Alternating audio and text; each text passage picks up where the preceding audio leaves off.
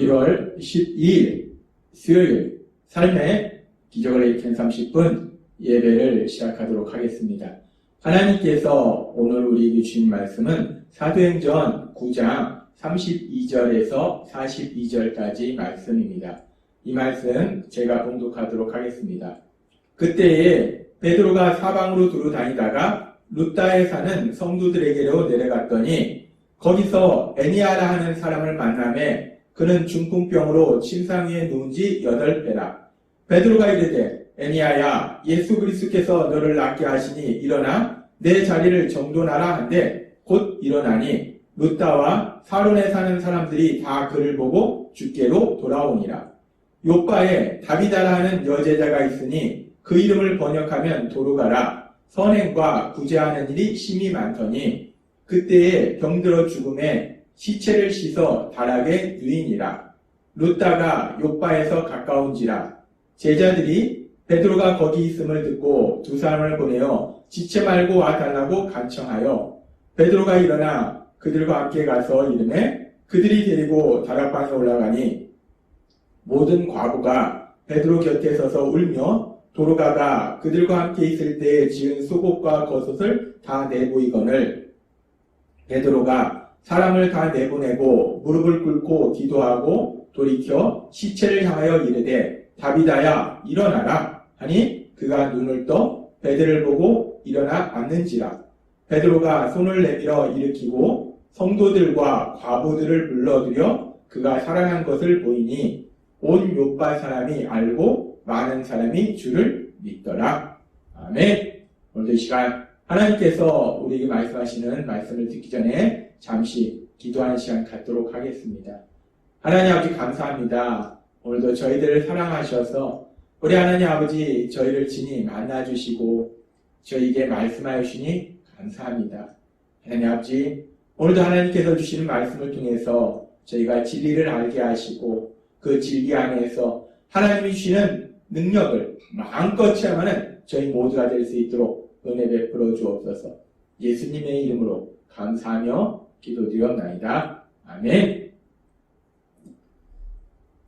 베드로 사도는 예루살렘에서만 복음을 전하다가 이제 예루살렘 교회가 핍박한 이후로 많은 사람들이 주변 지역으로 흩어지고 그러면서 주변에 많은 곳에서 예수님을 믿는 그런 역사들이 일어나고 그래서 요한 사도와 함께 사마리아에 내려와서 예수님 믿는 사람들을 위해서 기도하고 그 이후에 오늘 말씀처럼 이제 그 주변 지역을 돌아다니면서 복음을 전합니다. 그렇게 베드로 사도가 예루살렘이 아닌 예루살렘에서 벗어나서 주변 지역에서 복음을 전하고 있을 때 오늘 말씀처럼 베드로 사도가 룻다라는 지역에 갑니다. 그런데 그 룻다라는 지역에 중풍병으로 8년 동안이나 병들어서 누워 있었던 환자 애니아라는 사람을 만납니다.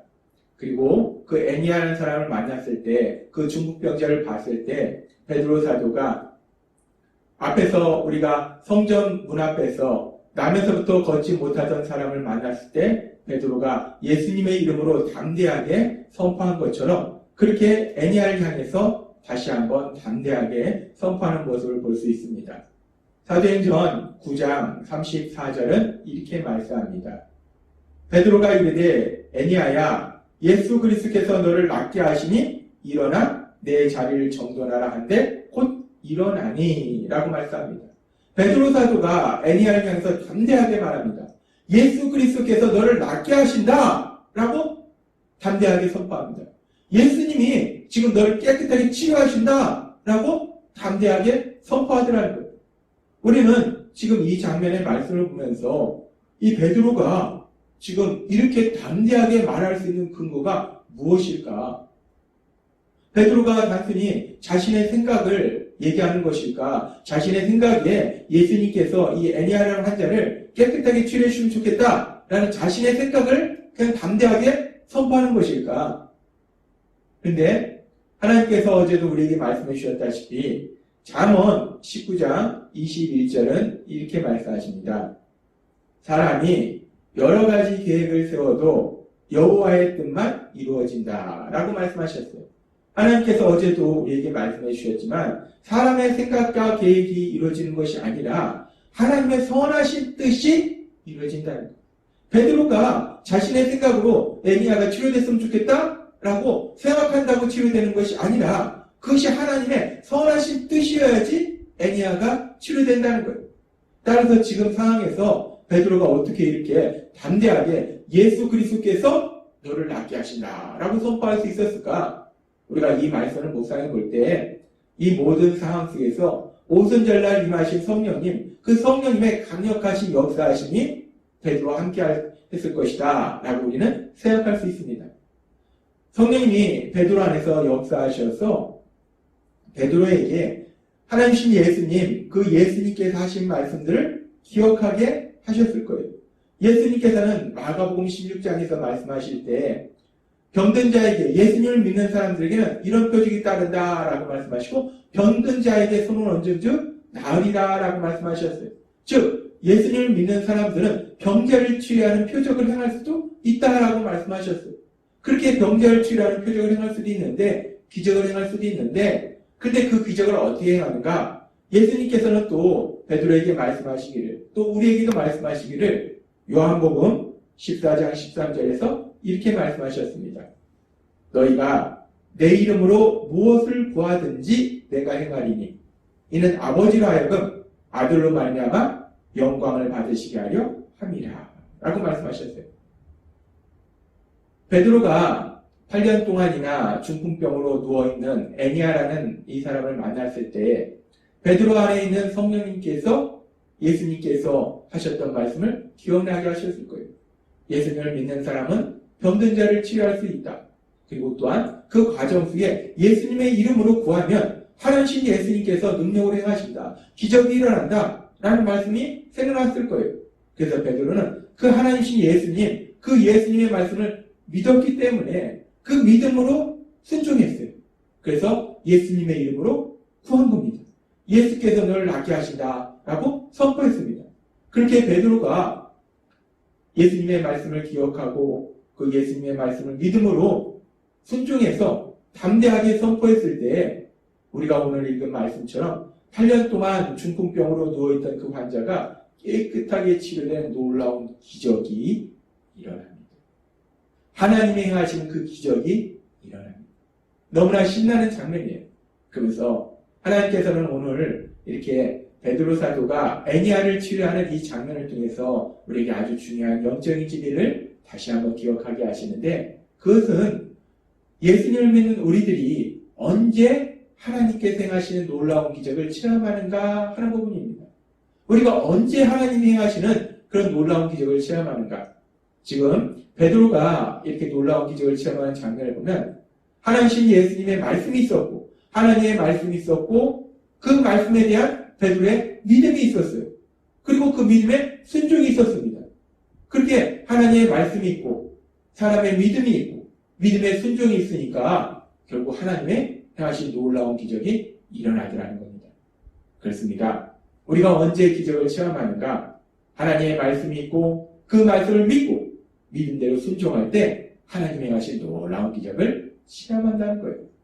그러면서 이렇게 베드로 사도가 8년 동안이나 중풍병으로 누워있는 이 애니야라는 사람을 하나님께서 행하시는 기적을 통해서 깨끗하게 치료한 이후에 이번에는 요바에서 사람들이 옵니다. 그래서 빨리 자기들한테 와달라고 합니다. 왜 그러냐면 우리가 읽은 말씀처럼 요바 지역에 지금 하나님을 잘 믿고 있던, 그래서 선행과 구제하는 일이 참 많았던 이 다비라는 여인이 병들어서 죽었어요. 이 병들어서 죽었기 때문에 이 베드로에게 빨리 요바로 와달라고 요청합니다. 그래서 베드로가 그 요바로 갑니다. 요바로 가서 그 다비다라는 여인이 죽어서 이제 그 시체를 씻어서 다락방에 뉘어놨는데 그 다락방으로 사람들이 데려갑니다. 그래서 그 다비다라는 여인, 죽어있는 그 다비다라는 여인을 보면서 사도행전 9장 40절은 이렇게 말씀합니다. 베드로가 사람을 다 내보내고 무릎을 꿇고 기도하고 돌이켜 시체를 향하여 이르되 다비다야 일어나라 하니 그가 눈을 떠 베드로를 보고 일어나 앉는지라 라고 말씀합니다. 사도행전 3장에서는 나면서부터 걷지 못하던 자를 예수님의 이름으로 깨끗하게 치료하는 기적을 체험한 베드로, 그리고 조금 전에는 8년 동안이나 중풍병으로 안아놓았던 애니아라는 사람을 또 예수님의 이름으로 깨끗하게 치료하는 기적을 체험한 베드로. 그 베드로가 이번에는 단순히 병자를 치료하는 것이 아니라 죽어있는 다리가, 죽어있는 사람을 다시 살리기 위해서 간절히 기도합니다. 지금 여기 보면 베드로가 무릎을 꿇고 기도하는 장면이 나와요. 이 무릎을 꿇고 기도한다는 것은 베드로가 간절한 거예요. 이 병자를 치료하는 것도 아니고 죽어있는 사람을 살리는 것. 이건 정말 놀라운 기적입니다. 그렇기 때문에 베드로가 간절한 거예요.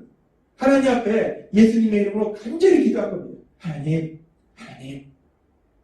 다비다를 살려주옵소서. 하나님, 다비다를 살려주옵소서. 베드로가 간절히 기도한 겁니다. 그렇게 간절히 기도하고 기도한 이후에 베드로가 그 시체를 향해서, 죽어서 누워있는 시체예요. 그 시체를 향해서 베드로가 담대하게 선포합니다. 다비다야, 일어나라. 참, 이 세상 사람은 참 미친 짓입니다. 황당한 일이에요. 죽어있는 시체를 향해서 베드로 사도가 담대하게 선포하는 거예요. 다비다야, 일어나라. 잠자는 사람을 향해서 얘기하는 것처럼, 그렇게 살아있는 사람을 향해서 얘기하는 것처럼 그렇게 베드로가 말하더라는 거예요. 다비다야, 일어나라. 죽어있는 시체를 향해서. 우리는 이 장면을 통해서 참 황당한데, 베드로 사도가 어떻게 이렇게 담대하게 죽어있는 사람을 향해서, 마치 살아있는 사람을 향해서 말하는 것처럼 다비다야, 일어나라 라고 말할 수 있었을까? 우리가 이 부분을 묵상해보면 베드로가 예수님과 함께 할 때 예수님께서 베드로 사도에게, 그리고 우리에게 주신 말씀이 있어요. 마가복음 11장 24절 말씀. 그러므로 내가 너에게 말하노니 무엇이든지 기도하고 구하는 것은 받은 줄로 믿으라. 그리하면 너희에게 그대로 되리라. 아멘. 하나님 예수님께서 베드로 사도에게, 그리고 또 우리들에게 말씀하셨어요. 무엇이든지 기도하고 구하는 것은, 하나님의 뜻에 맞게 하나님 뜻대로 기도하고 구하는 것은 받은 줄로 믿으라. 하나님의 뜻에 따라서 기도했다면 이미 그것은 아직 내 눈에는 전혀 아무런 일도 일어나지 않았어요. 그럼에도 불구하고 이미 그것은 이루어진 것이다 라고 믿으라는 겁니다. 그래서 베드로는 지금 이 상황 속에서 간절히 기도했어요. 다비다를 살려달라고 간절히 기도했지만 아직 다비다가 살아난 건 아닙니다. 다비다는 여전히 죽어있는 시체로 누워있다는 거예요. 그런데 베드로는 간절히 기도했기 때문에 받은 줄로 믿은 거예요. 그래서 이미 하나님이 그 일을 이루어주신 것으로 생각한 겁니다. 그래서 다비다가 살아있다고 상상한 거예요. 다비다가 죽어있는 것이 아니라 이미 하나님이 이루셨으니까 다비다는 살아있다라고 상상한 겁니다. 그래서 지금 베드로 사도는 담대하게 선포하는 거예요. 살아있는 사람을 향해서 자기의 믿음 안에서는 다비다는 살아있기 때문에 다비다야, 일어나라 라고 선포하더라는 거예요. 그렇게 베드로 사도가 믿음으로 담대하게 선포하니까 죽었던 다비다가 살아나는 놀라운 기적이 일어납니다. 오늘 하나님께서는 사도행전 9장 32절에서 42절의 말씀을 통해서 하나님께서 사랑하시는 주의 종 베드로 사도를 통해서 행하시는 두 가지 놀라운 기적에 대해서 말씀해 주십니다. 그래서 이 두 가지 놀라운 기적을 볼 때 이 두 가지 놀라운 기적 속에서 공통적인 것이 무엇이냐? 그것은 하나님의 말씀이 있었고 그 하나님의 말씀에 대한 베드로의 믿음이 있었고 그 믿음의 순종이 더해지니까 하나님께서 행하신 놀라운 기적이 일어나더라는 거예요. 하나님의 기적이 일어납니다. 그렇습니다. 우리가 믿는 하나님은 송구 영신 예배 때도 말씀해 주신 것처럼 우리보다 조금 더 능력이 있으신 분이 아닙니다. 우리가 믿는 하나님은 모든 것을 아실 뿐만 아니라 모든 것을 할 수 있는 전능하신 하나님이시라는 거예요. 우리가 믿는 하나님은 아무것도 없는 상태에서 이 세상을 만드신 능력의 하나님이시라는 거예요. 우리가 믿는 하나님은 죽은 자도 살리시는 능력의 하나님이시라는 거예요. 그렇게 우리가 믿는 하나님이 능력의 하나님이시기 때문에 우리가 믿는 하나님은 하나님을 믿는 우리의 삶 속에서 기적을 행하신다는 겁니다. 그런데 하나님을 믿음으로 하나님의 사랑을 받는 아들과 딸로서 살아가는 우리들이 언제 그렇게 하나님께서 행하시는 그 놀라운 기적을 체험하는가? 하나님은 오늘 사도행전 9장의 말씀을 통해서 우리에게 다시 한번 말씀하실 때 하나님의 말씀이 있고 우리가 그 말씀을 들음으로 인해서 우리가 그 말씀을 믿을 때 그래서 믿음으로 순종할 때 하나님께서 행하신 놀라운 기적을 체험한다 라고 말씀하신다는 것입니다.